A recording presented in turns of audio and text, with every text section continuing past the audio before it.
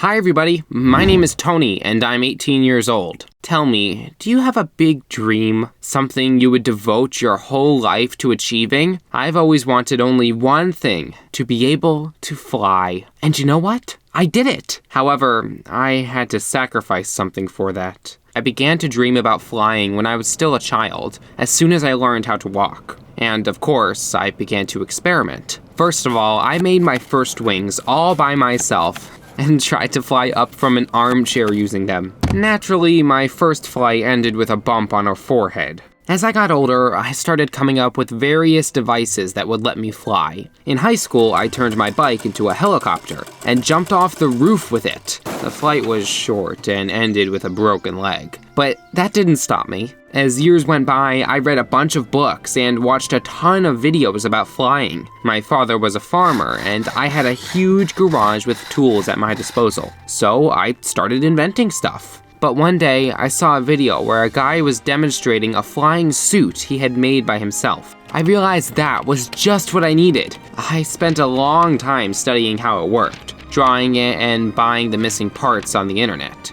When my father found out what I was building, he asked me to stop my dangerous experiments. He said it would be better if I was doing something useful to help on the farm instead. But I didn't listen to him. My girlfriend Ginger didn't support my dream either.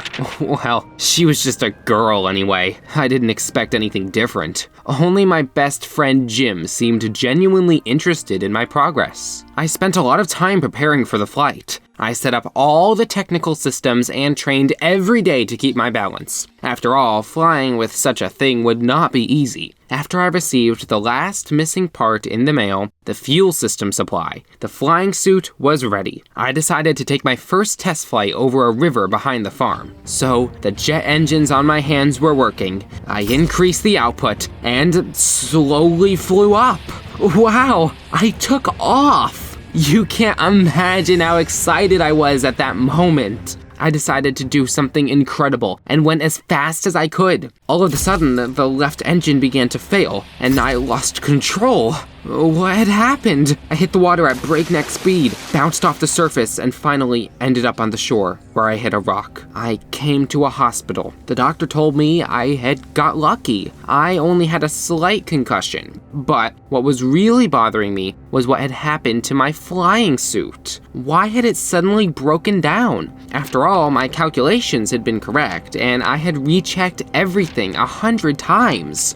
Oh no, it couldn't be. That's when I understood everything. Someone had deliberately messed with my suit. Someone didn't want my dream to come true. But who could it be? I went back home and started to think. Who would benefit if I failed? Wait, what if it had been my father? After all, he was always saying I was wasting my time with my attempts at flying. I couldn't believe it. Did he really not want me to fulfill my dreams so much that he decided to ruin everything by putting me in danger? We had a huge fight. I told him I knew everything. He was the one who had messed with one of the engines. My father replied that I must have hit my head hard during the fall because he would never have done that. But I didn't believe him. We had a big fight. I said that I didn't want to see him again, took my flying suit and left. I didn't like what my father had done to me. I thought he'd share my dream, but where was I to go? That's when I thought of Jim. He was my best friend, and he definitely would not say no to me. Fortunately, Jim lived nearby.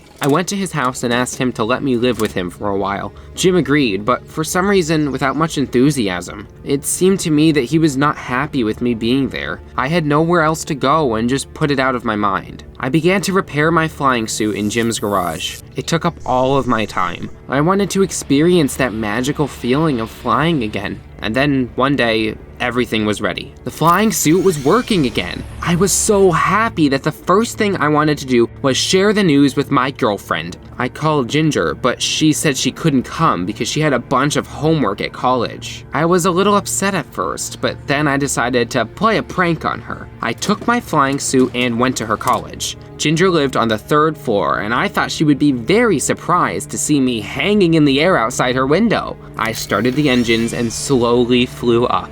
The suit was working as it was supposed to. I was flying again. I carefully got closer to my girlfriend's window and looked inside. But what was it? She wasn't busy with homework at all, and she wasn't even alone. My friend Jim was sitting next to her, and they were kissing. I lost my balance from the shock and almost fell down. I got down somehow and sat on the ground. What was going on? I couldn't believe my eyes. So Ginger had been lying to me. Now I knew where Jim was staying after work. They had been dating behind my back. I was walking back and thinking about what had happened. And then it hit me. So that's who had caused my accident. It hadn't been my father. It had been Jim. He had deliberately done something to the engine so that something bad would happen to me and he would be able to date Ginger without any problems. She had probably known about it as well. The thought made me feel uneasy. I hadn't expected such betrayal from the people closest to me. I could even have been killed. If they'd realized that as well, then it had truly been a serious crime. And I decided to punish them both. I needed to gather more information for my plan to work. Proof they'd been together for a long time and were hiding it from me. So I started following them around and filming everything. When we were together, I would smile and pretend that I didn't know anything. I even managed to log into Ginger's Facebook page and copy her chat with Jim. Turned out they'd been deceiving me for a long time. And although they hadn't discussed their insidious plans in the messages, I knew that it had been them. So after I gathered everything I needed, I went to the police with the evidence. I told them that my friend and my girlfriend wanted to get rid of me to be together. There was more than enough evidence and they were both arrested the very next day. I felt like a winner, but what was I supposed to do next? I couldn't go home because I was still fighting with my father. Staying in Jim's house felt wrong too. I rented a room in a small hotel with the last of my money and devoted all of my time to my dream again. I improved my flying suit and was glad that no one was going to stop me from doing what I wanted. I was a little upset that I had fought with my father because, as it turned out, he had nothing to do with it. But I told my father that he was still to blame. He had never believed in me and didn't want me to follow my dream. I decided to fly again to get my mind off things. After refueling the suit, I put it on and took off again. I was so happy. I felt free as a bird. After all, that's what I had been dreaming about for so long. I was very high when suddenly one of the engines turned off once again, and I began to rapidly fall. I tried fixing it while falling, but it was useless. Something major inside was broken. The ground was approaching fast and I felt terrified. I tried to slow the fall down using the engine that was still functioning. It worked, but I still fell into a tree and lost consciousness. When I came to, I was back at the hospital. I was in a full body cast. Aside from the concussion, both of my arms were now broken and my spine fractured.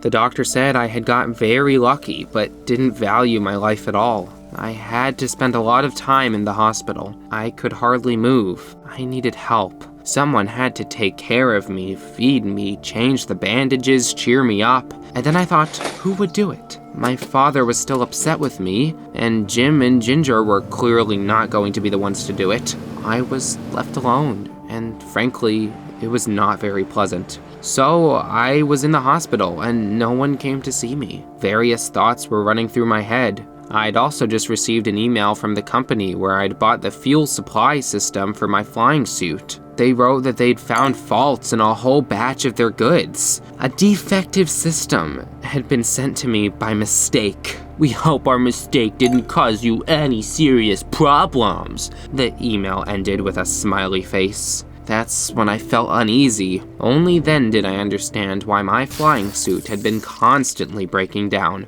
No one had broken it on purpose. There had just been one faulty part. But it wasn't because of it that Jim and Ginger had got hurt. It had all been me and my stupid stubbornness. My girlfriend had probably grown tired of listening to my naive dreams about flying, and then she met Jim, a normal guy with adult interests. Maybe he deserves her more than I do. What do you think? Write in the comments, and don't forget to share my story. Perhaps it will help others who also have impossible dreams.